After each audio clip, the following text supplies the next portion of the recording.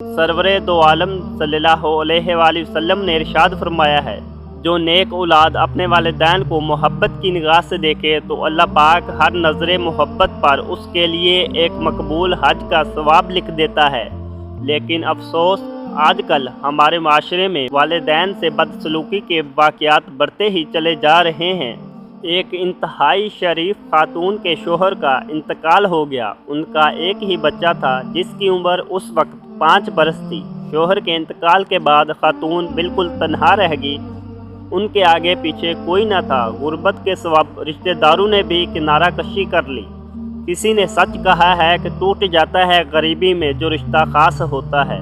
بہرحال لوگوں کے آگے ہاتھ پھیلانے کی بجائے اس بیوہ خاتون نے روزی روٹی کے لیے آس پاس کے گھروں میں کام کاج شروع کر دیا۔ کام کاج کے دوران وہ اپنے بچے کو اپنے ساتھ رکھتی اور اس امید پر نہایت پیار و شفقت سے اس کی پرورش کرتی کہ وہ بڑا ہو کر اس کا سہارا بنے گا۔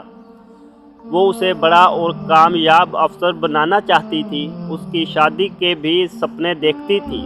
اسی طرح مہینوں سال بیتتے رہے۔ جب خاتون کا بیٹا جوان ہوا تو وہ بھی محنت مزدوری کر کے ماں کا ہاتھ بٹانے لگا، لیکن بوڑھی ماں نے ضعیفی کے باوجود محنت و مشقت سے منہ نہیں موڑا۔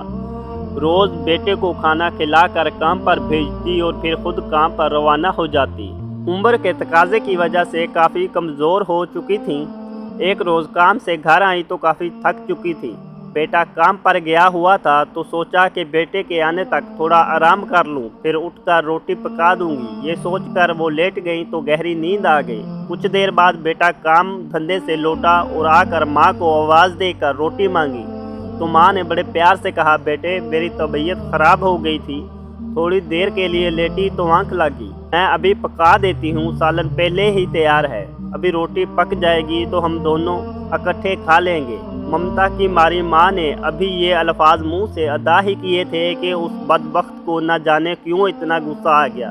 اس نے پاؤں سے جوتا اتار کر اپنی ماں کے منہ پر دے مارا اور انتہائی غصے سے بولا، تم سے روٹی بھی نہیں پک سکتی۔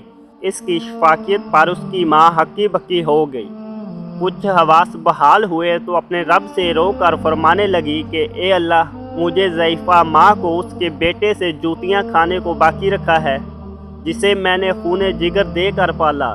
کاش میں مر گئی ہوتی، اب مجھے اٹھا لے، اس بیٹے کے ہاتھوں مزید ذلیل رسوا ہونے سے بچ جاؤں۔ اس کی دکھیاری ماں غم و صدمے سے چل بسی۔ ماں کی انتہائی بے ادبی اور تذلیل پر اس نافرمان بیٹے کو اللہ کی پکڑ یوں آئی کہ ماں کی موت کے کچھ دنوں بعد ہی اس کے گھٹنے پر بغیر کسی زہری سواب یا چوٹ کے ایک زہریلا زخم نمودار ہو گیا اور تیزی سے بڑھتا ہوا پوری ٹانگ تک پھیل گیا۔ وہ جوں جوں اس کا علاج کرواتا زخم بڑھتا ہی جاتا، حتیٰ کہ پوری ٹانگ میں ہی زہر پھیل گیا۔ ٹانگ کا گوشت گلنے سڑنے لگا اور اس سے شدید بدبو آنے لگی۔ ماں زندہ تھی تو ہر طرح اس کا خیال رکھتی تھی، لیکن اس کے جانے کے بعد وہ بالکل تنہا رہ گیا تھا۔ پورا دن کمرے میں ہی بیٹھا رہتا، اپنی اس حالت پر روتا اور ماں کو یاد کرتا رہتا۔ خالی گھر اسے کاٹ کھانے کو آتا تو خود کو گھسیٹتا ہوا بڑی مشکلوں سے دروازے سے باہر جا بیٹھتا۔ بدبو کی وجہ سے لوگ ناک پر ہاتھ رکھ کے گزرتے۔ اس کی حیثیت دھوبی کے کتے سے بھی بدتر ہو گئی تھی۔ لوگ ترس کھا کر اس کے آگے روٹی پانی رکھ کر چلے جاتے۔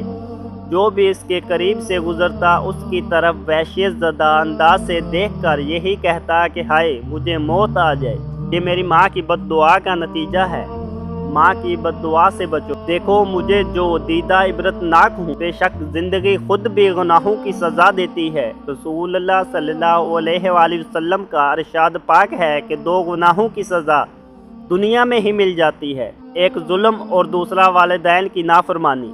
اللہ تعالیٰ سب کو ان کے گناہوں سے محفوظ رکھے اور والدین کی قدر و قیمت جانیے، ان کے ساتھ حسن سلوک سے پیش آنے کی توفیق دے، آمین۔